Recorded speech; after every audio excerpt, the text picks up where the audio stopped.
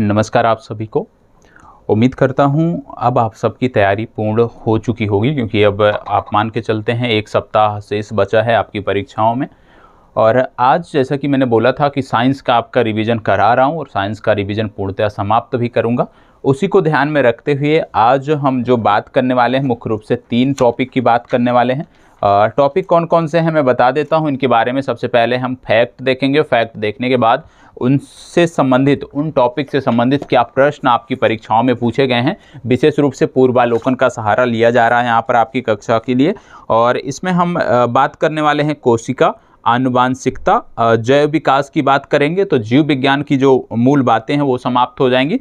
और इसके बाद हम मानव शारीरिक एवं क्रिया विज्ञान की बात करेंगे, जिनमें कंकाल एवं मांसपेशिया तंत्र की हम आज चर्चा करने वाले हैं। इसके बाद जो बचे हैं वो भी धीरे धीरे आपकी चर्चा आगे बढ़ती रहेगी।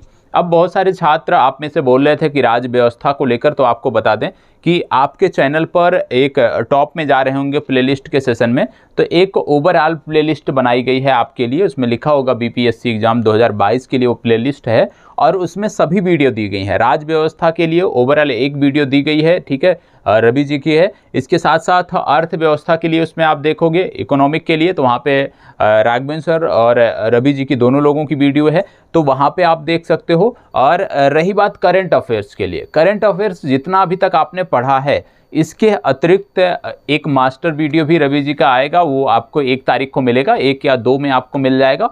तो करंट अफेयर्स भी आपका बेहतर हो रहा है, साइंस यहाँ से मैं करा रहा हूँ। अब तीसरी बात आती है बिहार राज्य विशेष की, तो कल से बिहार राज्य विशेष पर भी फोकस होगा। और ये जो 3 हमारे कोर हैं, इनको हम पूरी तरह से आप सबको यहाँ से मजबूत करके भेजेंगे कि आप अच्छा सा परफॉर्मेंस अपनी परीक्षा में दे सकें। इसके साथ साथ आप में से यदि किसी का भी जो सेंटर है वो पूर्वी चंपारण में पड़ा होगा, विशेष रूप से मोतिहारी में, तो आप अवश्य बताइएगा, क्योंकि परीक्षा के दौरान आपकी जो परीक्षा है उस दौरान यदि आप देखेंगे तो, क्योंकि बहुत सारे बिहार में, एक चीज़ और मान के चलिएगा कि जो लोग दिल्ली और बिहार के बाहर से पहुंचना चाहते हैं, विशेष रूप से परीक्षा केंद्रों पर बहुत सारी समस्याओं का सामना करना पड़ा, क्योंकि ना कोई ट्रेन आपको डायरेक्ट मिल रही है, ना कोई बस आपको डायरेक्ट मिल रही है, तो समस्याएं बहुत सारी हैं।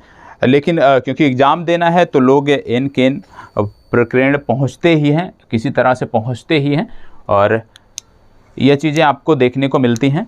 तो कहने का मतलब है कि प्रयास ये होना चाहिए कि आपका जो सेंटर है, आपका जो परीक्षा केंद्र है, उस पर समय से कम 1 दिन पहले आप पहुँचें, और 1 दिन पहले पहुँचने के बाद अपने आप को व्यवस्थित करें, अपने आप को परीक्षा के लिए मानसिक रूप से तैयार करें। क्योंकि यदि आप कहीं बाहर से जा रहे हैं, दूर से जा रहे हैं, और परीक्षा केंद्र पर उसी दिन पहुंचने का प्रयास करते हैं, तो एक जब थकावट होती है तो आप बेहतर परफॉर्मेंस नहीं कर सकते। और दूसरी बात, यदि किसी का मोतिहारी में होगा, मोतिहारी में या परीक्षा नहीं भी दे रहा है, आप में से कोई भी छात्र ऐसे हैं, बहुत सारे लोग परीक्षा अभी नहीं देना चाहते हैं इस वर्ष, अगली बार देंगे, तो मोतिहारी से यदि आप संबंधित होंगे, आसपास वाल्मीकि नगर से आप संबंधित होंगे, तो निश्चित रूप से बताइएगा।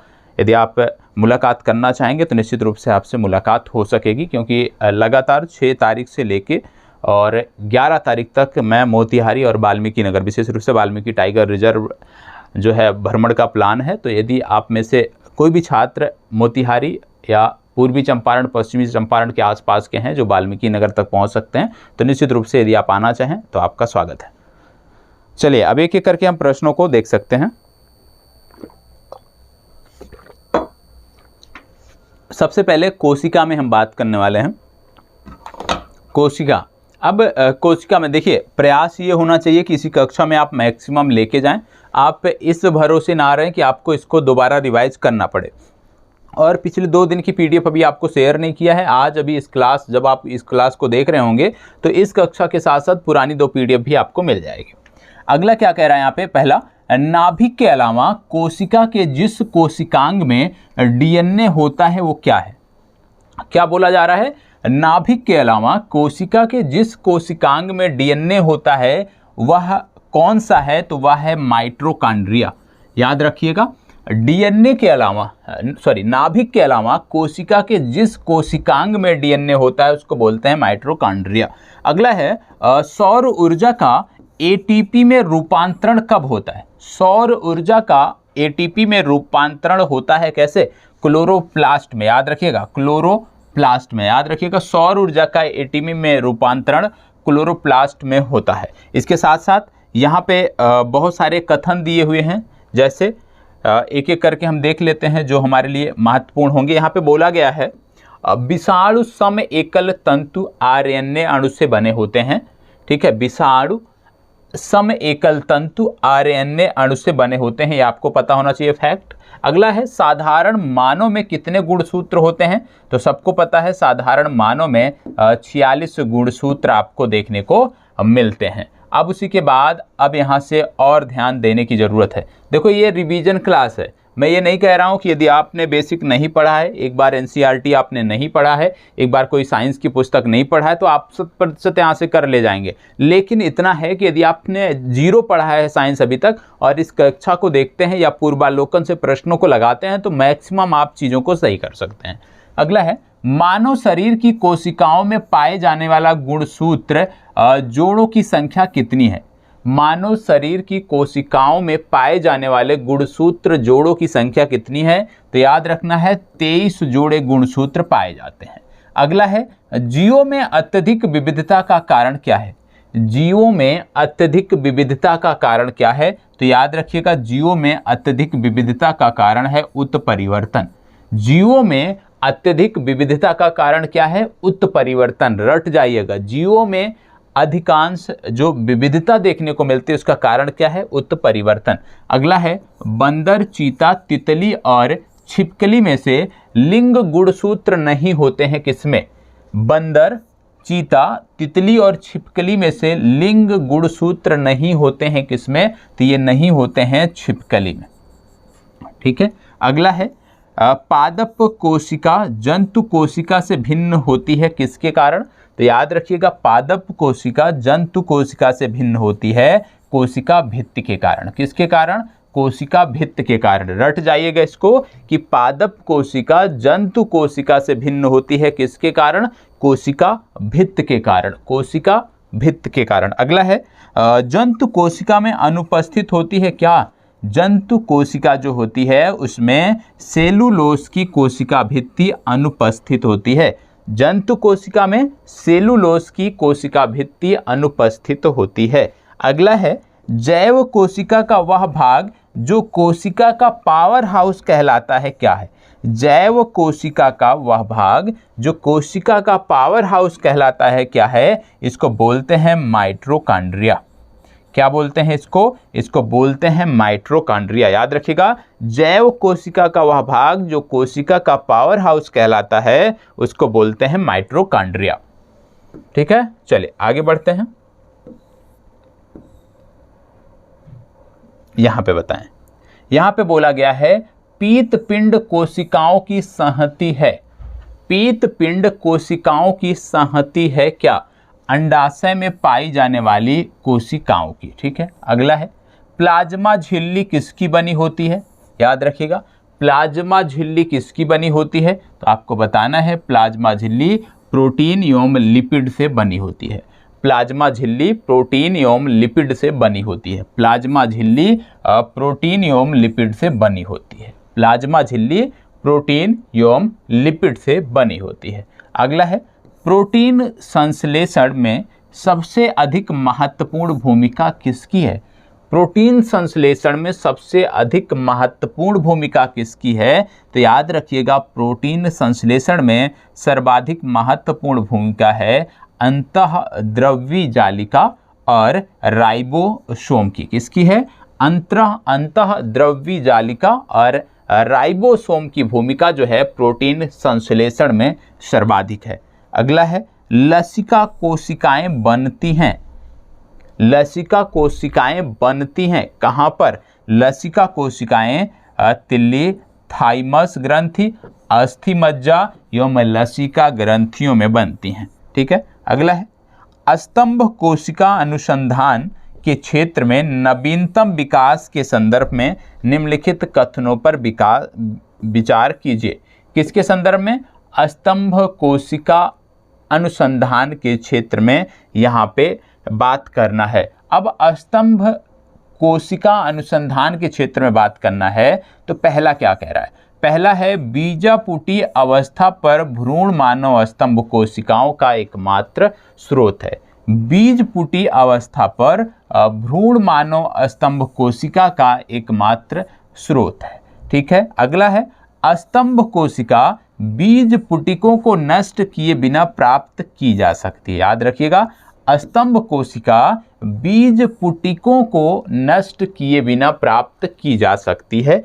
तीसरा है स्तंभ कोशिकाएं वस्तुतः अनंत काल तक स्वयं ही पात्रे सजीवित हो सकती हैं। यह भी कथन सत्य है। अगला कह रहा है भारतीय अनुसंधान केंद्रों ने कुछ कोशिका रेखाओं का भी सृजन किया जिन्हें कई प्रकार से ऊतकों में विकसित किया जाता है। ठीक है, यह भी कथन आपका जो है, इसमें यदि हम बात करें तो आपको देखने को मिलता है कि ये जो 3 और 4 है ये आपके सही है। याद रखिएगा, कथन 3 और 4 सही हैं कि भारतीय अनुसंधान केंद्रों ने कुछ कोशिका रेखाओं का सृजन किया है। इसके बाद अगला है स्तंभ कोशिकाएं वस्तुतः अनंत काल तक स्वयं ही पात्रे सजीवित रह सकती हैं। ये 2 सही हैं और ये दोनों कथन आपके गलत हैं। ठीक है, अभी जब प्रश्न देखेंगे इससे जुड़ा हुआ तो चीज़ें और भी बेहतर ढंग से समझ में आएंगी।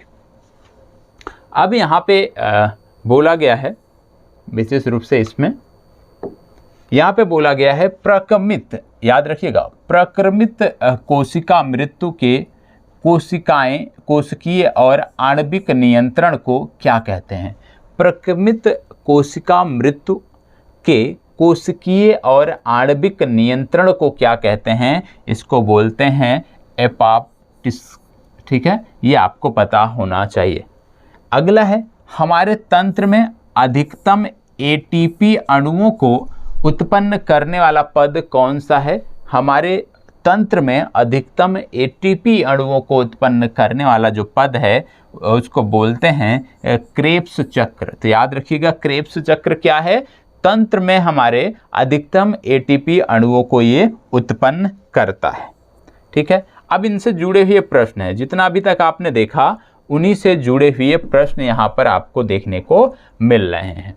जो भी अभी आपने फैक्ट देखा उसी से जुड़े हुए यहाँ पे कुछ प्रश्न भी रखे गए हैं। जैसे पहला प्रश्न क्या कह रहा है? यहाँ पे पहला प्रश्न कह रहा है नाभिक के अलावा कोशिका के किस कोशिकांग में डीएनए होता है?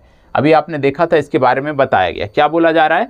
नाभिक के अलावा कोशिका के किस कोशिकांग में डीएनए होता है? आईएएस में 2001 में पूछा गया है। तो अभी आपने पढ़ा कि नाभिक के अलावा कोशिका के माइटोकॉन्ड्रिया में जो है ये डीएनए होता है। यहाँ पे बताया गया है नाभिक के अलावा कोशिका के माइटोकॉन्ड्रिया तथा हरित लवक नामक कोशिकांग में डीएनए पाया जाता है। तो याद रखिएगा कि नाभिक के अलावा जो है वो 2 जगह, एक तो हरित लवक नामक कोशिकांग में और दूसरा यदि हम देखें तो माइटोकॉन्ड्रिया में। तो याद रखिएगा, माइटोकॉन्ड्रिया और हरित लवक नामक कोशिकांग में डीएनए होता है।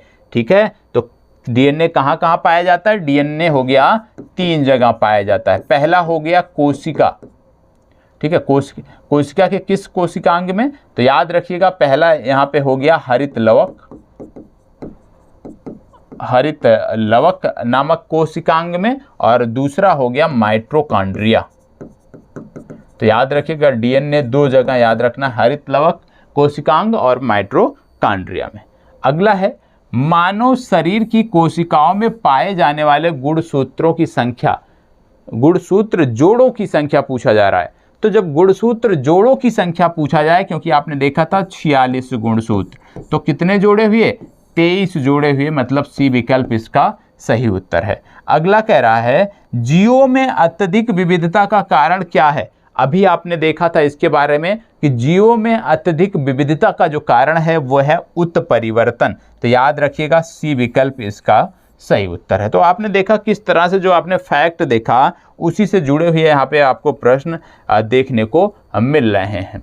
ठीक है, अब यहाँ पे जैसे कि हमने एक प्रश्न देखा है अभी थोड़ी देर पहले, निम्नलिखित में से कौन सा कथन सही है? बोला जा रहा है प्रायः लघुतम स्वजीवी कोशिकाएं हैं, माइक्रोप्लाज्मा की कोशिका भित्ति एमिनो शर्करा से बनी होती है, तीसरा कह रहा है कि विषाणु सम एकल तंतु आरएनए अणु से बने होते हैं। और अगला है रिकेटिसिया में कोशिका भित्ति नहीं होती है।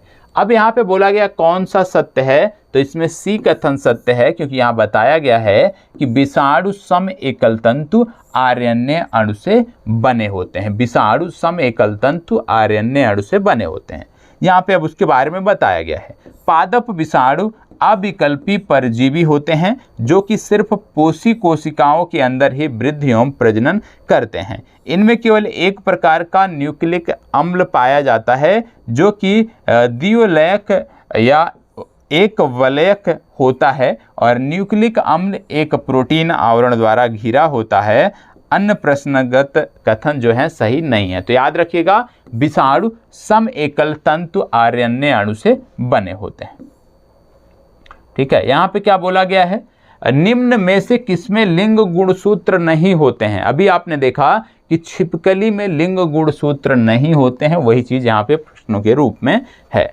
अगला है साधारण मानव में गुणसूत्र कितने होते हैं। तो जब बोला जाए कितने गुणसूत्र होते हैं तो आप जानते हैं कि पुरुषों में यदि हम बात करें तो पुरुषों में आप देखते होंगे 44 प्लस XY, महिलाओं में यदि आप देखते हो तो 44 प्लस XX गुणसूत्र आपको देखने को मिलते हैं। मतलब सामान्य तौर पे यदि हम देखें तो 46 गुणसूत्र देखने को मिलते हैं। जब हम जोड़ों की बात करते हैं तब हम 23 की बात करते हैं। पुरुष में 44 प्लस XY और महिलाओं में 44 प्लस XX। ठीक है, और ये जो XY XX है इसमें आपको याद रखना है एक चीज़ कि बहुत सारे हमारे समाज में बहुत सारी आप कह सकते हो गलत धारणाएं हैं। जैसे देखते होगे कि किसी भी कोई भी दंपत्ति है, उनके बार बार यदि हम देखें 2 से 3 संतानें हैं और उनमें यदि हम देखें सारे के सारे बच्चे हैं, मतलब पुरुष हैं, मेल हैं, तो उसमें आपको देखने को मिलता है। इसका कारण क्या है, इसका कारण सिर्फ और सिर्फ मतलब कोई भी दंपत्ति जो है जब किसी नवजात को जन्म दे रही है वो मेल होगा या फीमेल, ये डिपेंड किस पे करता है, ये डिपेंड करता है पुरुष के गुणसूत्र पर, क्योंकि पुरुष में ही 44 प्लस XY गुणसूत्र पाया जाता है।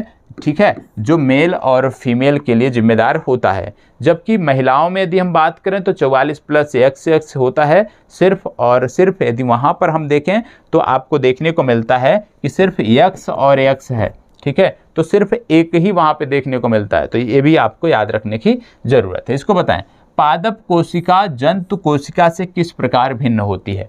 पादप कोशिका जंतु कोशिका से किस प्रकार भिन्न होती है, बताएं।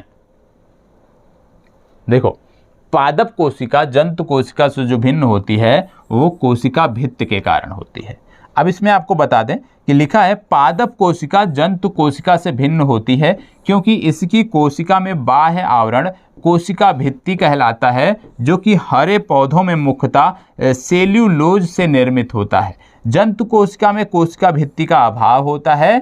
इसके अलावा हरे पौधों की कोशिकाओं में हरित लवक पाया जाता है, जबकि जंतु कोशिकाओं में इसका अभाव होता है। तो जैसे जंतु कोशिका में यदि हम आपको देखें तो आपको देखने को मिलता है कि जंतु कोशिका में कोशिका भित्ति नहीं पाई जाती है। ठीक है, जबकि पादप कोशिका में यदि देखें तो कोशिका भित्ति पाई जाती है। तो ये एक चीज़ यहाँ पे और याद रखिएगा कि जो जंतु कोशिका होती है उसमें आपको कोशिका भित्ति नहीं देखने को मिलती है। इसमें आपको देखने को मिलता है हरित लवक, ये भी नहीं देखने को मिलता है। ठीक है, तो कहने का मतलब है प्रश्न बहुत आसान है। मैंने बार बार आपसे पहले दिन से बोला था कि आप सभी के पास पूर्वालोकन होना चाहिए, बहुत ज़रूरी है। ठीक है, कोई एक पुस्तक नहीं है तो भी चल जाएगा, लेकिन पूर्वालोकन जरूरी है, जरूरी है, जरूरी है। जिन्होंने ध्यान दिया होगा आज वो बेहतर स्थिति में हैं, जिन्होंने इस बात का इग्नोर किया, इस बात पर ध्यान नहीं दिया, निश्चित रूप से आज वो बेहतर स्थिति में नहीं होंगे, क्योंकि इसका कोई काट ही नहीं है। जंतु कोशिका में निम्नलिखित में से क्या अनुपस्थित होता है। बोला गया जंतु कोशिका में निम्नलिखित में से क्या अनुपस्थित होता है, बताएं। क्या अनुपस्थित होता है? सेलुलोज की कोशिका भित्ति, केंद्रक, माइटोकॉन्ड्रिया, इनमें से कोई नहीं। अभी आपको बताया गया कि कोशिका भित्ति जो है वो जंतु कोशिका में नहीं पाई जाती है, मतलब ए विकल्प सही उत्तर है। ठीक है, अगला कह रहा है जैव कोशिका का कौन सा भाग पावर हाउस कहलाता है। जैव कोशिका का कौन सा भाग पावर हाउस कहलाता है? तो आपको पता होगा जब इस तरह का प्रश्न आता है कि कौन सा भाग पावर हाउस कहलाता है, तो जैव कोशिका का जो माइटोकॉन्ड्रिया होता है उसको हम पावर हाउस बोलते हैं। तो आसानी से आप देख रहे होगे कि प्रश्न जो है वो आसानी से निकल रहे हैं। ठीक है, यदि कहीं पे ना निकल रहे हो, क्योंकि साइंस की बात है, कुछ टर्म हमें हिंदी में नहीं समझ में आते हैं, तो तुरंत हमें दूसरे पेज पे जाकर अंग्रेजी वाले टर्म को समझने का प्रयास करना है। ठीक है, साइंस में विशेष रूप से प्रोटीन संश्लेषण में निम्न कोशिकांगों में से किन की भूमिका सबसे अधिक महत्वपूर्ण है?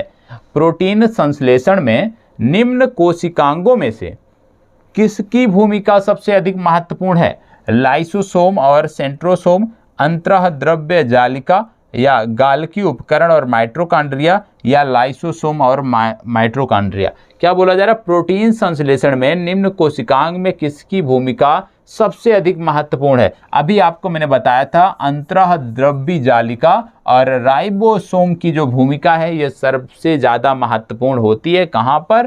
प्रोटीन संश्लेषण में। ठीक है, चलिए आगे बढ़ते हैं।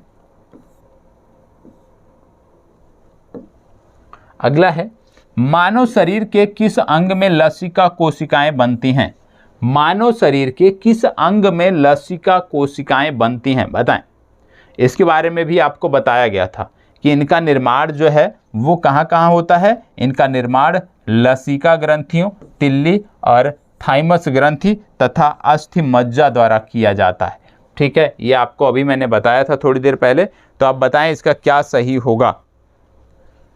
मानव शरीर के किस अंग में लसिका कोशिकाएं बनती हैं? तो आपको पता है यकृत में नहीं बनती हैं, अग्नाशय में भी नहीं बनती हैं, दीर्घअस्थि में भी। ये कहाँ बनती हैं? तिल्ली में। तो डी विकल्प आपका सही उत्तर है। ठीक है,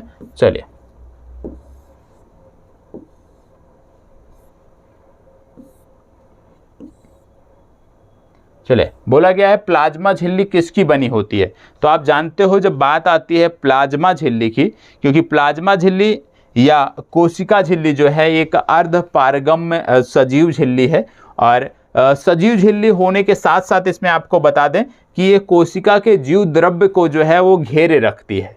और कोशिका झिल्ली का निर्माण 3 परतों में होता है, जिनमें से जो बाहरी एवं भीतरी परतें होती हैं वो प्रोटीन द्वारा निर्मित होती हैं, और जो मध्य वाली परत होती है उसका निर्माण लिपिड या वसा द्वारा होता है। तो याद रखिएगा कि इसका सही उत्तर है ए और बी, प्रोटीन और लिपिड दोनों से। प्रोटीन और लिपिड दोनों से क्यों सही हैं? क्योंकि इसमें जो सबसे बाहरी 3 परतें होती हैं, इनमें जो सबसे बाहरी परत है और सबसे जो आंतरिक परत है वो प्रोटीन द्वारा निर्मित होती है, तथा जो मध्य परत है वो लिपिड द्वारा निर्मित होती है। ये भी आपको याद रखना है। ठीक है, तो क्या याद रखना है कि प्लाज्मा झिल्ली किससे बनी होती है? प्रोटीन और लिपिड से, क्योंकि प्लाज्मा झिल्ली एक पारगम्य झिल्ली होती है जिनमें 3 परतें होती हैं। पहली और तीसरी परत प्रोटीन से बनी होती है और बीच वाली जो परत है वो लिपिड से बनी होती है। ठीक है, चलिए आगे बढ़ते हैं।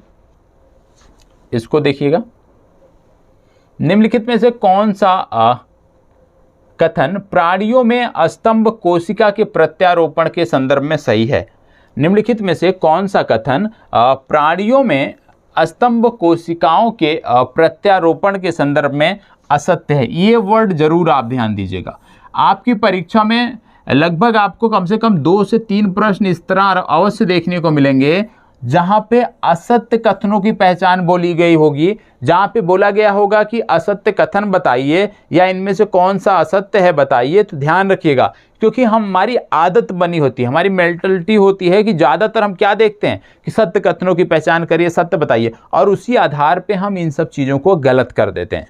ठीक है, तो यहाँ याद अवश्य आपको रखना है, सत्य या असत्य।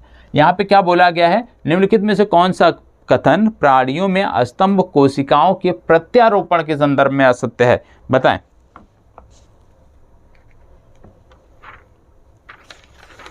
फास्ट जवाब दीजिएगा।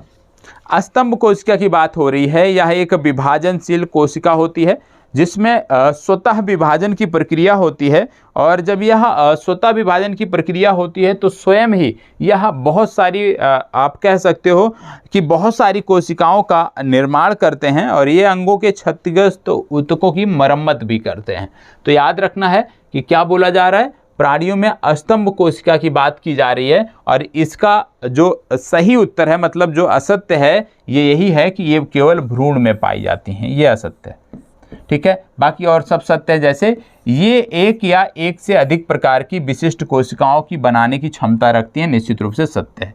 ये अंगों के क्षतिग्रस्त ऊतकों की मरम्मत करती हैं, ये भी सत्य है। ये प्राणी में जीवन भर स्वयं गुणन करती हैं, ये भी सत्य है।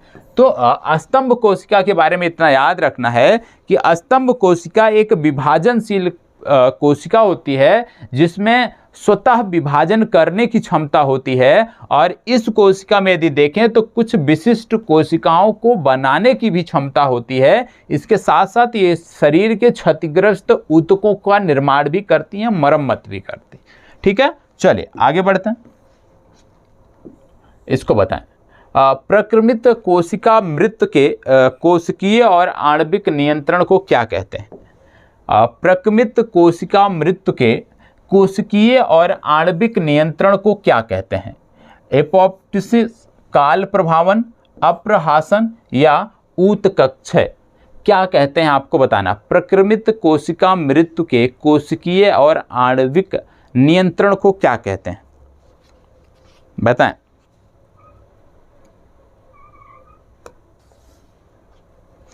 यह विशेष रूप से यदि हम बात करें तो भ्रूण विकास तथा अंगों के प्रति विकास के समय होता है। ठीक है, भ्रूण विकास तथा अंगों के प्रति विकास के समय होता है, और इसको बोलते हैं एपोप्टोसिस। ठीक है, ए विकल्प आपका सही उत्तर है। तो अभी तक आपने देखा कि किस प्रकार से कोशिका के बारे में हमने फैक्ट देखा और उनसे जुड़े हुए प्रश्नों का अध्ययन किया। देखो, परीक्षा के समय में सबसे बेहतर तरीका है, मैंने आपको बार बार बोला, वन लाइनर पुस्तक होनी चाहिए।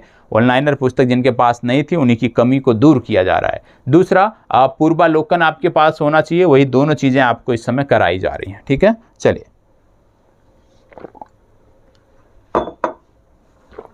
आगे देखते हैं।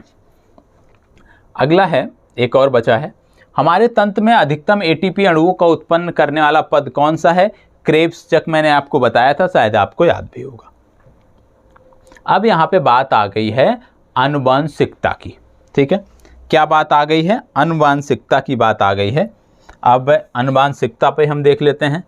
आनुवंशिकता पे यदि हम देखें तो क्या बोला जा रहा है? आनुवंशिकता के जनक के रूप में विख्यात वैज्ञानिक कौन हैं?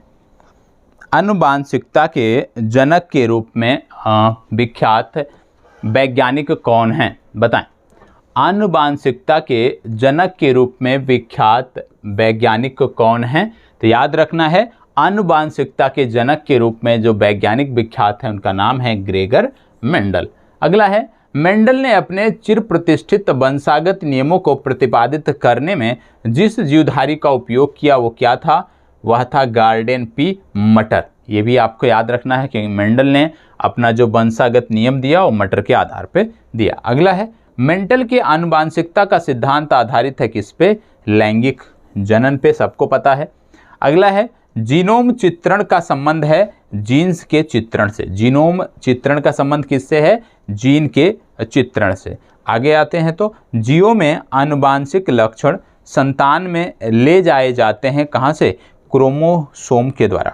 जीवों में आनुवंशिक लक्षण संतान में ले जाए जाते हैं, कहाँ से? क्रोमोसोम के द्वारा। और जीन क्या है? जीन जो है वो डीएनए का एक भाग है। देखो, सबसे आसान है आनुवंशिकता, क्योंकि हम कक्षा 9 से पढ़ते आ रहे हैं। ठीक है, तो ये चीज़ें बहुत ही आसान है, इसमें आपको ज़्यादा, मुझे नहीं लगता है ज़्यादा आपको मेहनत करने की ज़रूरत है, क्योंकि चीज़ें यदि एक दो बार पढ़ लेंगे तो कवर हो जाएंगी। जीन के भीतर अनुक्रम आधार में परिवर्तन क्या कहलाता है? जीन के भीतर अनुक्रम आधार में परिवर्तन क्या कहलाता है? इसको बोलते हैं उत्परिवर्तन। जीन के भीतर अनुक्रम आधार में परिवर्तन क्या कहलाता है? उत्परिवर्तन। अगला है, हमारे शरीर में आनुवंशिकता की इकाई को क्या कहते हैं? तो हमारे शरीर में आनुवंशिकता की जो इकाई है उसको बोलते हैं जीन। अगला, किसी भी प्रजाति में गुणसूत्रों की संख्या क्या होती है? स्थिर रहती है। आपने अभी देखा, मानव प्रजाति के बारे में देखा कि 46, ये घटता बढ़ता नहीं है। ठीक है, इसके साथ साथ जीव कोशिकाओं में आनुवंशिक लक्षणों के नियंत्रण में उत्तरदायी कौन होता है? वो होता है डीएनए। ठीक है, आनुवांशिक लक्षणों में नियंत्रण के लिए उत्तरदायी कौन होता है? डीएनए उत्तरदायी होता है। इसके बाद है अगला, प्लवमान जीन या जंपिंग जीन के सिद्धांत का प्रतिपादन किसने किया था? जंपिंग जीन या प्लवमान जीन का जो प्रतिपादन था ये किया था बारबरा मैकलिंटॉक ने। याद रखिएगा, बारबरा मैकलिंटॉक ने इसका प्रतिपादन किया था। अगला है, एडेनिन, टायरोसिन, गुआनिन एवं साइटोसिन में से डीएनए में उपलब्ध वह यौगिक जो एमिनो अम्ल नहीं बनाता है। कहने का मतलब है ये सारी चीज़ें डीएनए में उपस्थित होती हैं, लेकिन इनमें से वह कौन सा यौगिक है जो अमीनो अम्ल नहीं बनाता है? वह है टायरोसिन। ठीक है, इसको आपको रट लेना है। अगला है, डीएनए में मौजूद शर्करा होती है डीऑक्सीराइबोस। याद रखिएगा, डीऑक्सीराइबोस। अगला है, डीएनए की खोज किसने की थी? तो याद रखना है आपको, फ्रेडरिक मिसर ने 1869 में डीएनए की खोज की थी। अगला है, डीएनए की द्विकुंडली संरचना किसने दी थी? तो डीएनए की द्विकुंडली संरचना जो है वो वाटसन तथा क्रिक द्वारा दी गई थी। ठीक है, तो इतना आपने देखा कि जो फैक्ट हैं आपको सिर्फ पढ़ते जाना है, कहानी की तरह रटने का प्रयास आपको नहीं करना है। कहानी की तरह से ईमानदारी से पढ़ना है और पढ़ने के बाद जो है उससे संदर्भित प्रश्नों को हमें लगाना है। ठीक है, अब यहाँ पे उससे संदर्भित प्रश्न दिए गए हैं, एक एक करके हम देखते हैं कि क्या प्रश्न, यदि हमने कहानी की तरह सिर्फ सुना है तो क्या हम प्रश्न हल कर पाते हैं। कह रहा है, वर्तमान आनुवांशिक विज्ञान का जनक कौन है? तो वर्तमान आनुवांशिक विज्ञान के जनक की बात हो रही है। आप जानते हैं कि आनुवांशिकता की खोज किसने की थी? ग्रेगर जॉन मंडल ने की थी। ग्रेगर जॉन मंडल ने आनुवांशिकता की खोज की थी और इसी के कारण इनको आनुवांशिक विज्ञान का जनक माना जाता है। तो इसका सही उत्तर हो गया ए विकल्प। आगे बढ़ते हैं और अगला प्रश्न देखते हैं। फिर यही प्रश्न रिपीट हुआ है, आनुवांशिकता के जनक के रूप में विख्यात वैज्ञानिक कौन है? तो आप जानते हैं ग्रेगर जॉन मेंडल, बी विकल्प आपका सही उत्तर है। अगला प्रश्न आ गया। अगला प्रश्न कह रहा है, मेंडल ने अपने चिर प्रतिष्ठित वंशागत नियमों को प्रतिपादित करने में जिस जीवधारी का उपयोग किया वह कौन था? बताएं, किस जीवधारी का उपयोग मंडल ने अपने वंशागत नियमों को प्रतिपादन करने के लिए किया था? तो आपने बताया था अभी, गार्डन पी या मटर का प्रयोग किया था। तो ये भी आपका सही उत्तर है। अगला है, मेंडल के आनुवांशिकता का सिद्धांत किस पर आधारित है? मेंडल का जो आनुवांशिकता का सिद्धांत है किस पे आधारित है? बताएं। मेंडल का जो आनुवांशिकता का सिद्धांत है विशेष रूप से लैंगिक जनन पर आधारित है, मतलब सी विकल्प सही उत्तर है, बीपीएससी में पूछा गया प्रश्न है। अगला है, जीनोम चित्रण का इनमें से किससे संदर्भ है? जीनोम चित्रण का रक्त वर्गीकरण नहीं, स्नायु केंद्रों का चित्रण नहीं, मस्तिष्क का चित्रण नहीं, जीन्स का चित्रण जी हाँ। याद रखिएगा, जीनोम चित्रण का संबंध जीन्स के चित्रण से है। किसी भी जीव के डीएनए में विद्यमान समस्त जीनों का अनुक्रम जीनोम कहलाता है। जीनोम के सभी गुणसूत्रों का संरचनात्मक एवं प्रकार्यात्मक संगठन जीनोम चित्रण कहलाता है। ठीक है, अगला कह रहा है, जीवों में आनुवांशिक लक्षण संतान में ले जाए जाते हैं किसके द्वारा? जीवों में जो आनुवांशिक लक्षण होते हैं वो संतान में किसके द्वारा ले जाए जाते हैं? राइबोसोम द्वारा, क्रोमोसोम द्वारा, प्लाज्मा द्वारा या लाइसोसोम द्वारा। तो याद रखिएगा, जीवों में आनुवांशिक लक्षण जो हैं वो संतान में ले जाए जाते हैं क्रोमोसोम के द्वारा। ठीक है, इसके बारे में कुछ यहाँ पे डिटेल दी हुई है, इसको हम देख लेते हैं। यहाँ पे बोला गया है, जीवों में आनुवांशिक लक्षण क्रोमोसोम द्वारा संस्थान में ले जाए जाते हैं। ये न्यूक्लियो प्रोटीन के बने होते हैं तथा इनका नाम प्रस्तुत करने वाले वैज्ञानिक वाल्डेयर थे। कोशिका विभाजन के समय क्रोमेटिन जालिका की धागे के समान छोटे छोटे टुकड़ों के रूप में स्पष्ट हो जाती है। क्रोमेटिन पदार्थ के इन छोटे टुकड़ों को गुणसूत्र कहते हैं जिन पर जीन्स पाए जाते हैं। यद्यपि अधिकतर जीन्स डीएनए के भाग हैं, परंतु कुछ विषाणुओं में ये आरएनए के भी भाग होते हैं, जैसे कि रियो वायरस। तो याद रखिएगा, यहाँ से एक चीज़ और पता चला, यदि आपसे कभी बोल दिया जाए कि अधिकतर जीन्स कि सभी जीन्स, यदि आपसे इसलिए बोल दिया जाए जीन्स केवल डीएनए में पाए जाते हैं, तो ये कथन गलत होगा, क्योंकि कुछ विषाणुओं में जो जीन्स हैं वो आरएनए में भी पाए जाते हैं। तो जीन्स आरएनए प्लस डीएनए दोनों में पाए जाते हैं, लेकिन बहुधा जो है वो जीन्स जो हैं वो डीएनए में पाए जाते हैं। ठीक है, चलिए, जीन क्या है? डीएनए का एक भाग, डीएनए और हिस्टोम का एक भाग, डीएनए आरएनए और हिस्टोम का एक भाग, उपरोक्त सभी। जीन क्या है बताएं, जीन क्या है? जवाब दीजिएगा। चलें, देखो, जीन जो है अधिकांश डीएनए में पाए जाते हैं, लेकिन कुछ विषाणुओं में आरएनए में भी पाए जाते हैं। लेकिन यहाँ पे यदि हम देखें तो डीएनए और आरएनए कहीं नहीं लिखा हुआ है। आरएनए लिखा है तो हिस्टोन भी जोड़ दिया गया है, तो इसलिए इसका सही उत्तर है ए विकल्प। इसको बताएं, हमारे शरीर में आनुवांशिकता की इकाई को क्या कहते हैं? हमारे शरीर में आनुवांशिकता की इकाई को क्या कहते हैं? मानव शरीर में आनुवांशिकता की इकाई को क्या कहते हैं? गुणसूत्र, डीएनए, केंद्रक या जीन? तो आपको बताना है कि मानव शरीर में आनुवांशिकता की इकाई को जीन कहते हैं। ठीक है, चलिए इसको बताएं। जीव कोशिकाओं में आनुवांशिक लक्षणों के नियंत्रण में निम्नलिखित में से कौन सा उत्तरदायी है? जीव कोशिकाओं में आनुवांशिक लक्षणों के नियंत्रण में निम्नलिखित में से कौन सा उत्तरदायी है? बताएं। जीव कोशिकाओं में आनुवांशिक लक्षणों के नियंत्रण में निम्नलिखित में से कौन सा उत्तरदायी है? Enzyme, RNA, hormone, DNA? बताएं। जीव कोशिकाओं में आनुवंशिक लक्षणों के नियंत्रण में निम्नलिखित में से कौन सा उत्तरदायी है? चले जवाब दीजिएगा। आपको बताया गया बार बार कि डीएनए है भैया, तो काहे परेशान होना है, डीएनए पे टिक करिए।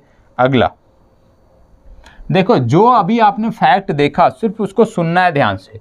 उसको यदि ध्यान से सुना है तो प्रश्न एक भी गलत नहीं होगा। प्लवमान जीन या जंपिंग जीन के सिद्धांत का प्रतिपादन किसने किया था? जंपिंग जीन के का जो प्रतिपादन है वो किसने किया था? बताएं।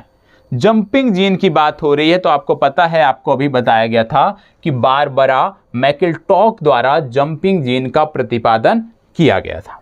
अगला है, डीएनए में उपलब्ध कौन सा यौगिक एमिनो अम्ल नहीं बनाता है? तो याद रखिएगा, डीएनए में उपस्थित टायरोसिन जो है वो एमिनो अम्ल नहीं बनाता है। अगला आ गया, डीएनए में मौजूद शर्करा किसके रूप में होती है? अभी आपको बताया गया कि डीएनए में जो शर्करा मौजूद होती है वो डीऑक्सी राइबोज के माध्यम से होती है, ये आपको पता होना चाहिए। राइबोजाइम्स होते हैं क्या हैं? राइबोजाइम्स क्या होते हैं? डीएनए, आरएनए, प्रोटीन्स या इनमें से कोई नहीं? ये क्या होते हैं? देखो, राइबोसोम्स की बात हो रही है या राइबोन्यूक्लिक एसिड एंजाइम की बात हो रही है। ये आरएनए अणु हैं जो विशेष रूप से जैव रासायनिक प्रतिक्रियाओं को उत्प्रेरित करते हैं। जैव रासायनिक प्रतिक्रियाओं को उत्प्रेरित करने के लिए इनका प्रयोग किया जाता है और विशेष रूप से ये आरएनए होते हैं। ठीक है, अब बात आ गई है जैव उर्वरक की। ठीक है, अब हम जो चर्चा देखने वाले हैं वो जैव उर्वरक के बारे में देखने वाले हैं। ठीक है, 2 टॉपिक हमने देखा और उम्मीद करता हूं कि यदि एक बार आप इसका रिवीजन कर लोगे तो ये 100% कहीं नहीं गया है, इसको 100% आप कर सकते हो। सिर्फ कैसे? एक बार रिवीजन से। यहाँ से जाने के बाद एक बार इस कक्षा को अवश्य देखना है। यदि आपके पास पूर्वालोकन है तो 1 लाइनर पढ़ के पूर्वालोकन को जाकर स्वयं से लगाएं। ठीक है, अगला है, नोस्टॉक, एनाबिना, एजोटोबैक्टर तथा माइकोराइजा में से वे जो नाइट्रोजन स्थितीकरण करने वाले जीव नहीं हैं। इनमें से कौन से जीव हैं जो नाइट्रोजन स्थितीकरण नहीं करते हैं? बताएं, कौन से जीव हैं जो नाइट्रोजन स्थितीकरण नहीं करते हैं? इसको बोलते हैं माइकोराइजा। क्या बोलते हैं? माइकोराइजा नामक जो जीव है वो नाइट्रोजन स्थितीकरण नहीं करता है। अगला है ईस्ट, क्लोरेला, एजोला तथा मोल्ड में से एक जैव उर्वरक का स्रोत क्या है?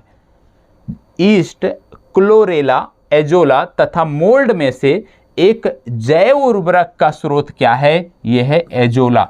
यहाँ पे रटने का काम करना पड़ेगा आपको, ठीक है, क्योंकि ये चीज़ें बहुत कम पढ़ी होती हैं।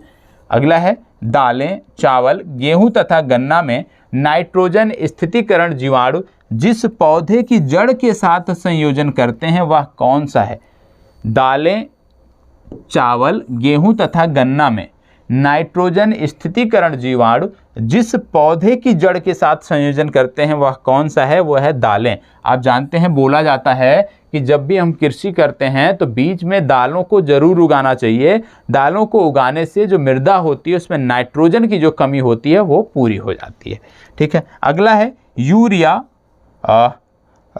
यूरिया इसके बाद स्पष्ट नहीं है, 2 या 4D, ये क्या है? स्टेप्टोसाइक्लिन तथा एजोला में से एक जैविक उर्वरक है। तो जैविक उर्वरक है एजोला, क्योंकि अभी आपने देखा कि जैव उर्वरक का स्रोत है एजोला, ठीक है। अगला है पशुओं, विशेषतः दुधारू गायें के अनुपूरक भोजन के रूप में प्रयुक्त जैव उर्वरक कौन सा है?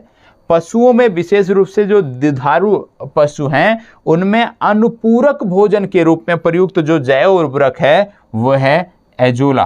तो एजोला के बारे में आपको पता होना चाहिए। अभी इसके बारे में हम डिटेल से प्रश्नों के साथ देखेंगे, ठीक है। यहाँ पे देखो, जैसे नील हरित शैवाल यदि हम बात करें एक जैव उर्वरक है। क्रायोसोपा की यदि हम बात करें ये माहो नियंत्रक है, ठीक है, माहो एक रोग होता है। बायो 902 क्या है? सरसों का कायक्लोन है। एजोटोबैक्टर क्या है? एक जीवाणु है, ठीक है। पुनः जो लोग कृषि से जुड़े होंगे निश्चित रूप से वो इसको समझते होंगे। गेहूं, चना, धान एवं सरसों में से वह फसल जिनमें नील हरित शैवाल मुख्यतः जैव उर्वरक के रूप में प्रयोग होता है। नील हरित शैवाल जो है इनमें से किस फसल में जैव उर्वरक के रूप में प्रयुक्त होता है? तो इनमें से जो धान की फसल है उसमें यह जैव उर्वरक के रूप में प्रयुक्त होता है। अगला है बाजरा, गेहूं, मक्का एवं धान में से नील हरित शैवाल का उपयोग नत्रजन आपूर्ति हेतु किया जाता है। किसको? बाजरा, गेहूं, मक्का एवं धान में नील हरित शैवाल का उपयोग नाइट्रोजन के लिए प्रयोग किसमें किया जाता है? ये किया जाता है धान में। तो याद रखिएगा, नील हरित शैवाल का विशेष रूप से प्रयोग धान की फसल में किया जाता है। एजोला एक अच्छा उर्वरक होता है कब? जब नील हरित शैवाल को इसके साथ मिला देते हैं। तो याद रखिएगा, एजोला एक अच्छा उर्वरक है यदि इसको नील हरित शैवाल के साथ मिला दिया जाए। एजोला बहुधा जैव उर्वरक के रूप में प्रयोग किया जाता है क्योंकि इसका सहचारी है नील हरित शैवाल। अगला है एजोला है एक, ये क्या है? यह एक जलीय फर्न है जो कि हम जैव उर्वरक के रूप में प्रयोग करते हैं। जलीय फर्न जिसे जैव उर्वरक के रूप में प्रयुक्त किया जाता है कौन सा है? तो जलीय फर्न जिसे जैव उर्वरक के रूप में प्रयुक्त किया जाता है वह है एजोला। अगला है साइनोबैक्टीरिया, प्रोटोजोआ तथा विषाणु में से वह जो जैव उर्वरक के रूप में प्रयोग होते हैं वह है साइनोबैक्टीरिया। साइनोबैक्टीरिया, प्रोटोजोआ तथा विषाणु में से जो जैव उर्वरक के रूप में प्रयोग होते हैं वह है साइनोबैक्टीरिया। अगला है चना, मटर, सेम तथा धान में से वह पौधा जो नाइट्रोजन स्थितीकरण में सहायक नहीं है। नाइट्रोजन स्थितीकरण में सहायक नहीं है धान, और इसीलिए धान में नाइट्रोजन स्थितीकरण करने के लिए हम अन्य विकल्पों पर जाते हैं, ठीक है। अगला है कंपोस्ट के संदर्भ में सही नहीं है। कंपोस्ट के संदर्भ में क्या नहीं सही है? देखो, ये चीज़ अभी आपको जब प्रश्न आएगा तो वहाँ पे आप समझ पाओगे, क्योंकि यहाँ पे अन्य विकल्पों को नहीं दिया गया है। अगला है लाल, भूरा, हरा तथा नीला हरा शैवाल में से जो जैविक नाइट्रोजन निर्धारण से संबंधित है वह है नीला हरा, नील हरित शैवाल या नीला हरा शैवाल, बात एक ही है, ठीक है। फसलों उत्पादन में नाइट्रोजन उपयोग क्षमता की वृद्धि की जा सकती है। किसके द्वारा वृद्धि की जा सकती है? उर्वरक की मात्रा के बार बार प्रयोग द्वारा, नत्रजन अवरोधक के प्रयोग द्वारा तथा नत्रजन धीरे धीरे छोड़ने वाले उर्वरकों के प्रयोग द्वारा, इसके माध्यम से भी हम ये चीज़ों को कर सकते हैं। सोयाबीन में नाइट्रोजन स्थितीकरण की यदि हम बात करें तो इसके लिए जिम्मेदार बैक्टीरिया कौन है? तो सोयाबीन में जब हम नाइट्रोजन स्थितीकरण की बात करते हैं तो इसके लिए जिम्मेदार बैक्टीरिया है राइजोबियम जैकोनिकम। ठीक है, अब यहाँ से हम देखेंगे इसके बाद इससे संबंधित प्रश्नों को, पहले इसको भी देख लेते हैं। यहाँ पे क्या बोला गया है? यहाँ पे बताया जा रहा है कि बायोचार ऊर्ध्वाधर खेती में इसमें क्योंकि प्रश्न पूरा नहीं है, ये जैसे कथन होते हैं उस तरह का है, तो अब यहाँ पे प्रश्न दिए हुए हैं, ध्यान से देखना है। यदि आप प्रश्न कर ले जाते हैं, ध्यान से सुना होगा ना, तो आधे प्रश्न तो यूं ही आप कर ले जाओगे। क्या है? निम्नलिखित में से कौन जैव उर्वरक के रूप में प्रयुक्त होता है? इनमें से कौन जैव उर्वरक के रूप में प्रयुक्त होता है? क्या क्या है? देखो कहाँ पूछा गया है, यूपी पीसीएस में 2 बार पूछा गया, 2001 2002। ठीक है, क्या क्या है? एजोला, अल्फा अल्फा, नाइट्रोलिन, नील हरित शैवाल। इनमें से कौन सा है जो जैव उर्वरक के रूप में प्रयुक्त होता है, आपको बताना है। बताएं, इनमें से कौन जैव उर्वरक के रूप में प्रयुक्त होता है? इनमें से कौन जैव उर्वरक के रूप में प्रयोग होता है? आपको पता होगा, बोला जा रहा है इनमें से कौन जैव उर्वरक के रूप में प्रयोग होगा, तो इतनी तो जानकारी आपको होगी कि जैव उर्वरक की जब हम बात करते हैं तो आपको याद होना चाहिए कि नील हरित शैवाल, एजोला, दोनों चीज़ें आप देखते होंगे कि जैव हरित के रूप में प्रयोग किया जाता है। तो यहाँ पे एजोला और नील हरित शैवाल, जबकि यहाँ पे किसी विकल्प में दिया नहीं है 1 और 2, तो इसलिए यहाँ पे थोड़ा सा विकल्प में गलती है। ठीक है, हो सकता है कि प्रश्न गलत हो, लेकिन यहाँ पे एजोला और नील हरित शैवाल सही उत्तर होगा। ठीक है, चलिए आगे बढ़ते हैं, इसको बताएं। निम्नलिखित में से कौन एक जैव उर्वरक का स्रोत है? जैव उर्वरक का स्रोत कौन सा है? Azolla, east, chlorella, mould. तो बार बार आप पढ़ते आ रहे हो कि एजोला जो है एक जैव उर्वरक का स्रोत है। ठीक है, एजोला को उसकी नाइट्रोजन स्थितीकरण क्षमता के चलते व्यापक रूप में जैव उर्वरक के रूप में प्रयोग किया जाता है, क्योंकि ये नाइट्रोजन को बांधे रखता है, नाइट्रोजन को बांधे रखने में मददगार साबित होता है। अगला है, निम्नलिखित में से एक जैविक उर्वरक है, इनमें से कौन सा एक जैविक उर्वरक है? तो आप जानते हो, बार बार बात हो रही है एजोला की, एजोला एक जैविक उर्वरक है। यहाँ पे अभी पशुओं के बारे में हमने बात किया कि पशुओं विशेषतः दुधारू गो के अनुपूरक भोजन के रूप में प्रयुक्त जैव उर्वरक कौन सा है?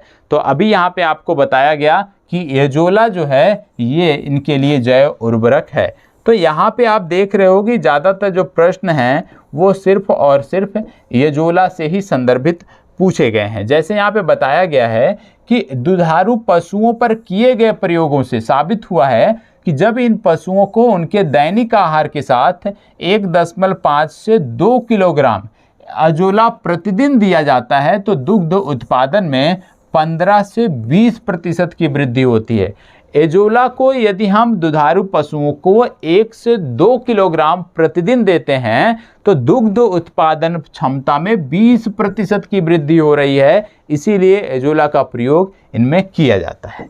अगला है, निम्नलिखित में से कौन सुमेलित नहीं है? नील हरित शैवाल जैव उर्वरक, बायो 902 सरसों का कायक्लोन, इसके बाद अगला है एजोटोबैक्टर जैव कीटनाशी, और अगला है क्रायोसोपा माहो नियंत्रण। अब बोला गया इनमें से कौन सुमेलित नहीं है, तो चलें बताएं कौन सा सुमेलित नहीं है, क्योंकि आसान सा है, इसमें ज़्यादा परेशान होने की ज़रूरत नहीं है। बताएं कौन सा सुमेलित नहीं है, चलें बताएं कौन सा सुमेलित नहीं है। देखो आपको बता दें कि नील हरित शैवाल जैव उर्वरक है, इसके बारे में आपने देखा है। ठीक है, क्रायोसोपा माहो नियंत्रण है, ये भी आपने देखा। बायो 902 सरसों का कायक्लोन है, लेकिन एजोटोबैक्टर जो है ये जैव कीटनाशी नहीं है बल्कि एक जीवाणु है। ठीक है, यह एक जीवाणु है ना कि जीव कीटनाशी, इसलिए डी विकल्प आपका सही उत्तर है। चलो यहाँ पे देखो, बोला गया निम्नलिखित किस फसल में नील हरित शैवाल मुख्यतः जैव उर्वरक के रूप में प्रयोग किया जाता है। इनमें से किस फसल में नील हरित शैवाल मुख्यतः जैव उर्वरक के रूप में प्रयोग किया जाता है। तो आप जानते हो धान, क्योंकि धान में नाइट्रोजन स्थितीकरण नहीं हो पाता है, तो नाइट्रोजन स्थितीकरण, नाइट्रोजन की आपूर्ति को सुनिश्चित करने के लिए नील हरित शैवाल का प्रयोग किया जाता है। ठीक है, चलिए आगे बढ़ते हैं, इसको बताएं। नील हरित शैवाल का उपयोग नाइट्रोजन उपस्थिति आपूर्ति के लिए कहां पर किया जाता है। तो आपको पता है धान में किया जाता है, इसको बताएं। निम्न के साथ मिलाने से एजोला एक अच्छा उर्वरक होता है। इनमें से किसके साथ मिलाने पर एजोला एक अच्छा उर्वरक होता है। अभी मैंने आपको बताया था, बताएं एजोला को किसके साथ मिलाने पर यह एक बेहतर उर्वरक होता है। नील हरित शैवाल, गोबर, यूरिया या हड्डी का चूरा, किसके साथ मिलाने पर यह एक अच्छा उर्वरक होता है। तो याद रखिएगा, नील हरित शैवाल को जब हम मिलाते हैं एजोला के साथ तो एक अच्छा उर्वरक ये बनता है। अगला है, एजोला बहुधा जैव उर्वरक के रूप में प्रयोग किया जाता है क्योंकि इसका सहचारी कौन है, नील हरित शैवाल। ये है एजोला है एक, क्या है एजोला एक जलीय फर्न है। इसको बताएं, जलीय फर्न जिसे जैव उर्वरक के रूप में प्रयोग किया जाता है कौन सा है। तो आप जानते हैं जलीय फर्न जिसे जैव उर्वरक के रूप में प्रयोग किया जाता है वह है एजोला। ये सारे के सारे पूछे हुए प्रश्न हैं। ठीक है, निम्नलिखित में से कौन से सूक्ष्मजीवी जैव उर्वरक के रूप में प्रयोग होते हैं। तो साइनोबैक्टीरिया को हम जैव उर्वरक के रूप में प्रयोग करते हैं। इसको बताएं, क्या बोला गया है, फसल उत्पादन में नाइट्रोजन उपयोग क्षमता, नाइट्रोजन का उपयोग जो क्षमता है उसकी वृद्धि कैसे की जाती है। मृदा में यदि हम बात करें फसल उत्पादन में नाइट्रोजन की वृद्धि कैसे की जा सकती है। उर्वरक की मात्रा के बार बार प्रयोग द्वारा निश्चित रूप से इससे नाइट्रोजन की आपूर्ति होगी। नाइट्रोजन अवरोधक के रूप में मतलब नाइट्रोजन को वहाँ पे रोकने के लिए एक अवरोधक का प्रयोग किया जा सकता है। जी हाँ, नाइट्रोजन धीरे छोड़ने वाले उर्वरकों के प्रयोग द्वारा, ये भी सही है। और उपरोक्त सभी मतलब सारे कथन इसके सही हैं, इसलिए डी विकल्प इसका सही उत्तर है। जो लोग कृषि से जुड़े होंगे, खेती किसानी करते होंगे, उनके लिए बहुत ही आम चीज़ें हैं। बोला जा रहा है सोयाबीन में नाइट्रोजन स्थितीकरण के लिए जिम्मेदार बैक्टीरिया कौन सा है। तो सोयाबीन की जब हम बात करते हैं तो नाइट्रोजन स्थितीकरण के लिए जो जिम्मेदार बैक्टीरिया है उसको बोलते हैं राइजोबियम जैकोनिकम। राइबोजियम जैकोनिकम ये सोयाबीन में जिम्मेदार बैक्टीरिया है। चलिए अगला है 2,4-D है, 2,4-D है, क्या है ये, यह एक खरपतवार नाशी है। ठीक है, यह एक खरपतवार नाशी है, ये आपको पता होना चाहिए। ठीक है, अब आगे बढ़ते हैं और अगला देख लेते हैं, छोटा सा है। ठीक है, लास्ट है आज का, यह है मानव शारीरिकी एवं क्रिया विज्ञान, कंकाल एवं मांसपेशियों की बात हम करेंगे, मांसपेशियों के तंत्र की बात करेंगे।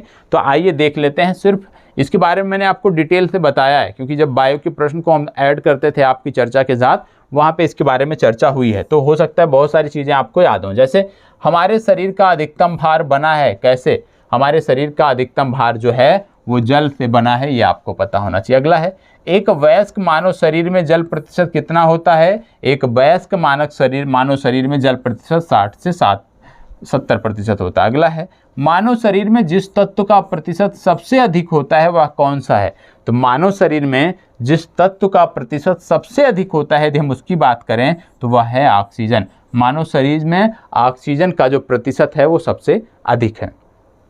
अगला है, लौह, सोडियम, ऑक्सीजन एवं आयोडीन में से मानव शरीर में सर्वाधिक प्रचुरता से पाया जाने वाला तत्व कौन सा है। लौह, सोडियम, ऑक्सीजन एवं आयोडीन में से मानव शरीर में सर्वाधिक प्रचुरता से पाया जाने वाला जो तत्व है वह है ऑक्सीजन। ठीक है, मानव शरीर में सबसे ज़्यादा मात्रा में ऑक्सीजन होता है। अगला है, लोहा, सोडियम, फास्फोरस एवं कैल्शियम में से मानव शरीर में अधिकतम मात्रा में कौन सा पाया जाता है। तो यदि हम लोहा, सोडियम, फास्फोरस और कैल्शियम की बात करें तो मानव शरीर में सबसे ज़्यादा मात्रा होती है कैल्शियम की। इन चारों में सबसे ज़्यादा मात्रा होती है कैल्शियम की। वयस्क मानव में कितनी हड्डियां होती हैं। वयस्क मानव में 206 अस्थियां होती हैं। मानव कंकाल में अब तक ज्ञात हड्डियों की संख्या कितनी है, 206। ठीक है, चलिए अब याद करिएगा, ये चीजें मैंने आपको बताई है। क्या बोला जा रहा है? मानव शरीर की सबसे छोटी हड्डी होती है, मानव शरीर की सबसे छोटी हड्डी जो होती है ये होती है स्टेपीज, और मानव शरीर की जो सबसे छोटी हड्डी स्टेपीज होती है ये पाई कहाँ जाती है? ये कान में पाई जाती है। तो याद रखिएगा, मानव शरीर की सबसे छोटी हड्डी है स्टेपीज, यह कान में पाई जाती है। मनुष्य की खोपड़ी में होती हैं, मनुष्य की खोपड़ी में होती हैं कुल 28 अस्थियां, यदि हाइओइड को इसमें जोड़ लें तो कुल 29 हो जाती हैं। Magnesium chloride, calcium carbonate, calcium phosphate तथा सोडियम क्लोराइड में से वह लवण जो मानव हड्डियों में सर्वाधिक मात्रा में पाया जाता है, तो मानव हड्डियों में से इनमें से कैल्शियम फास्फेट सर्वाधिक मात्रा में पाया जाता है। ठीक है, अगला है, मनुष्य के शरीर में पसलियों के जोड़े होते हैं, मनुष्य के शरीर में जो पसलियों के जोड़े होते हैं वो कुल हैं 12। मानव शरीर में 12 पसलियों के जोड़े होते हैं। मनुष्य के शरीर में पैर की हड्डी खोखली होती है, याद रखना है। शल्य क्रिया में आर्थोप्लास्टी क्या है? आर्थोप्लास्टी से क्या होता है? कूल्हे के जोड़ का प्रतिस्थापन होता है। तो याद रखिएगा, आर्थोप्लास्टी क्या है? कूल्हे के जोड़ का प्रतिस्थापन। ठीक है, आगे देख लेते हैं। कशेरुक रज्जु में से निकलती है क्या? कशेरुक रज्जु में से 31 जोड़ियां तंत्रिका निकलती हैं। एक स्वस्थ मनुष्य एक दिन में कितना, यदि हम देखें, मूत्र का विसर्जन करता है तो 1.5 लीटर। याद रखिएगा, एक स्वस्थ मनुष्य जो होगा एक दिन में 1.5 लीटर पेशाब करता है, ये आपको पता होना चाहिए। अगला है प्रत्यस्थ ऊतक जो हड्डियों को एक साथ पकड़े रहते हैं, उन्हें क्या कहते हैं? उनको बोलते हैं स्नायु या लिगामेंट। चलो इसको बताएं। दांतों पर जमी परतें बनी रहती हैं, दांतों पर जो परतें जमी रहती हैं वो बनी रहती हैं किसके? भोजन के कण, थूक, मुख अम्ल और बैक्टीरिया से। नाखून काटते समय दर्द नहीं होता है, क्यों? नाखून काटते समय दर्द क्यों नहीं होता? क्योंकि नाखून मृत कोशिकाओं के द्रव्य द्वारा बने रहते हैं। नाखून मृत कोशिकाओं के द्रव्य द्वारा बने रहते हैं जिनमें रक्त संचरण नहीं होता है। नाखून मृत कोशिकाओं के द्रव्य द्वारा बने होते हैं जिनमें रक्त संचरण नहीं होता है, इसीलिए हमें दर्द नहीं होता है। अगला है, अस्थियोम दंत निर्माण हेतु आवश्यकता होती है। अस्थियोम दंत निर्माण हेतु किसकी आवश्यकता होती है? कैल्शियम की आवश्यकता होती है और फास्फोरस की आवश्यकता होती है। ठीक है, आगे देख लेते हैं। अगला बोला जा रहा है कि कैल्शियम, फास्फोरस, फ्लोरीन तथा आयोडीन में वह पौष्टिक तत्व जो अस्थियों में दांतों के निर्माण के लिए आवश्यक नहीं है। तो आप जानते हो, अस्थियों एवं दांतों के निर्माण की बात करें तो आयोडीन जो है वो आवश्यक नहीं है, बाकी सभी आवश्यक हैं। अगला है, मनुष्य के जीवन काल में 2 बार विकसित होते हैं क्या?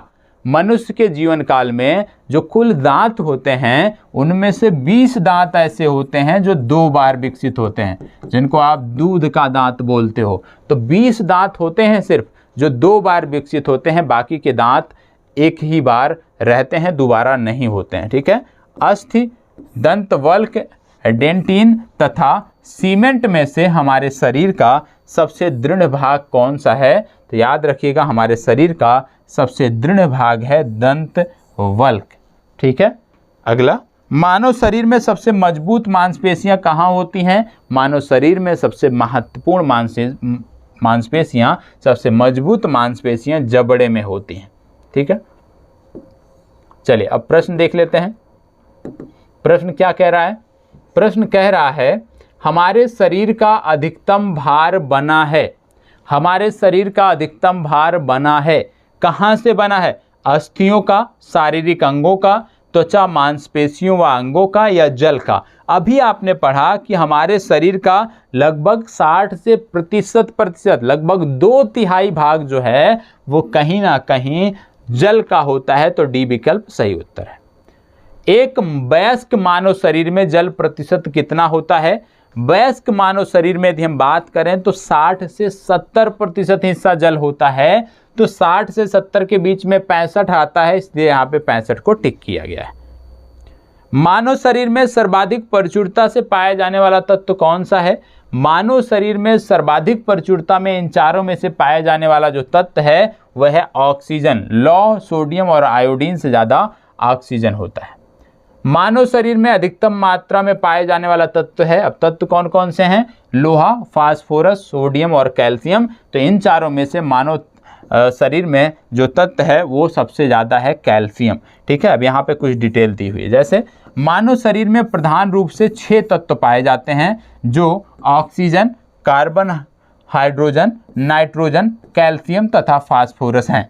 मानव शरीर के भार का 65% oxygen, 18% carbon, 10% hydrogen, 3% nitrogen, 1.4% calcium तथा 1.1% फास्फोरस होता है। ये गणना हमें पता होना चाहिए कि मानव शरीर में 65% ऑक्सीजन, 18% कार्बन, 10% हाइड्रोजन, मतलब यदि हम देखें तो ऑक्सीजन, ठीक है, कार्बन और हाइड्रोजन, ये तीनों मेन हैं, ये आपको पता होना चाहिए। ठीक है, चलिए आगे बढ़ते हैं। मानव कंकाल में अब तक ज्ञात हड्डियों की संख्या कितनी है? तो 206 हड्डियों की बात की जाती है। इसको बताएं। 20 वर्ष की आयु पर मानव शरीर में हड्डियों की संख्या कितनी होती है? 20 वर्ष की आयु, क्योंकि आप वयस्क हो चुके हैं, और वयस्क होने पर जो हड्डियों की कुल संख्या होती है वो होती है 206। इसको बताएं। निम्नलिखित में से कौन मानव शरीर की सबसे छोटी हड्डी है? और सबसे छोटी या सबसे लघुतम बोला जाता है, तो आप जानते हो सबसे छोटी बोलें या सबसे लघुतम बोलें, ये हड्डी किसकी बात हो रही है? ये हड्डी हो रही है कान की हड्डी की बात, और इसको बोलते हैं स्टेपीज। ठीक है, और सबसे बड़ी हड्डी कहाँ होती है? जांघ में होती है, जिसको बोलते हैं फीमर। तो सबसे लघुतम सेम प्रश्न है, इसको बताएं। मनुष्य की खोपड़ी में कुल अस्थियां होती हैं, यहाँ ध्यान दीजिएगा, मनुष्य की खोपड़ी में कुल कितनी अस्थियां होती हैं? 28, 32, 30, 40। मनुष्य की खोपड़ी में कुल कितनी अस्थियां होती हैं? तो मनुष्य की खोपड़ी में कुल 28 अस्थियां होती हैं। ठीक है, मनुष्य की खोपड़ी में कुल अस्थियों की संख्या 28 होती है, जिनमें से 8 मस्तिष्क के चारों ओर मस्तिष्क खोल अर्थात कपाल बनाती हैं।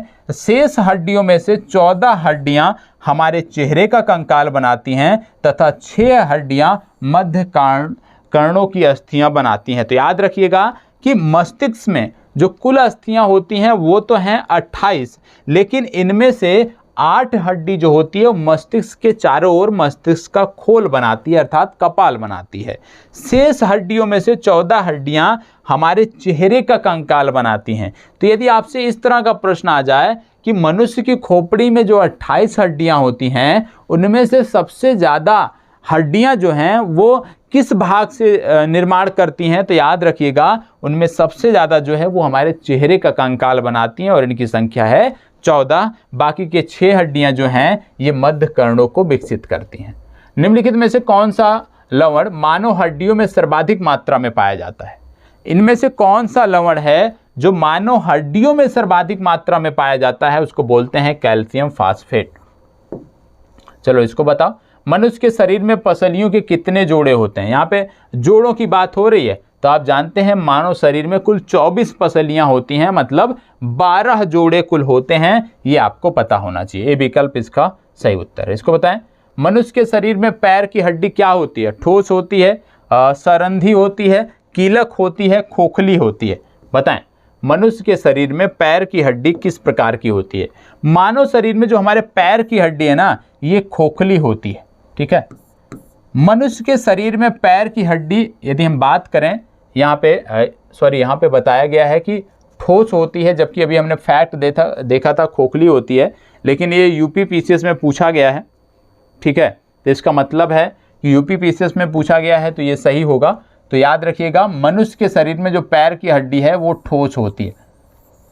पैर की हड्डी जो है तो माफ़ करिएगा जो होती है वो ठोस होती है, क्योंकि यूपीपीसीएस ने यदि सही माना है तो यही सही उत्तर होगा।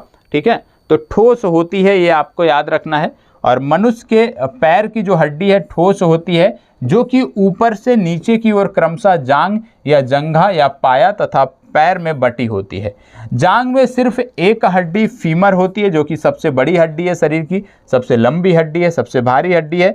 जंघा में टिबिया तथा फिबुला नामक 2 हड्डियां भी होती हैं, जबकि पैर में 3 भाग गुल्फ, तलुआ और पादांगुलिया होती हैं। तो याद रखिएगा कि यदि आपसे पूछ लिया जाए कि टिबिया और फिबुला किस हड्डी का भाग हैं, तो याद रखिएगा टिबुला और फिबिया जो हैं जांघ की जो हड्डी फीमर होती है उसका भाग हैं, और जो पैर की हड्डी होती है वो 3 भाग में गुल्फ, तलुआ और पादांगुलिया जो हैं इन 3 भागों में बटी होती है। तो याद रखिएगा पैर की जो मनुष्य के पैर की जो हड्डी है वो ठोस होती है। इसके बारे में मैं एक बार कंफर्म कर लूँगा, क्योंकि अभी जो हमने फैक्ट देखा था उसमें खोखला सही किया गया था, यहाँ पे ठोस बोला गया है, तो इसको मैं देख लूँगा। ठीक है, तो इसके बारे में मैं आपको कमेंट बॉक्स में अवगत करा दूंगा, लेकिन अभी के लिए ठोस याद रखिएगा।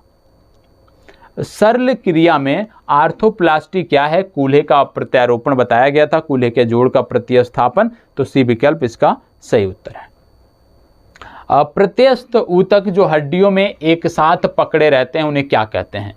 प्रत्यस्थ ऊतक जो हड्डियों को एक साथ पकड़े रहते हैं उनको क्या कहते हैं? उनको बोलते हैं लिंगामेंट स्नायु। ठीक है, इसको बताएं।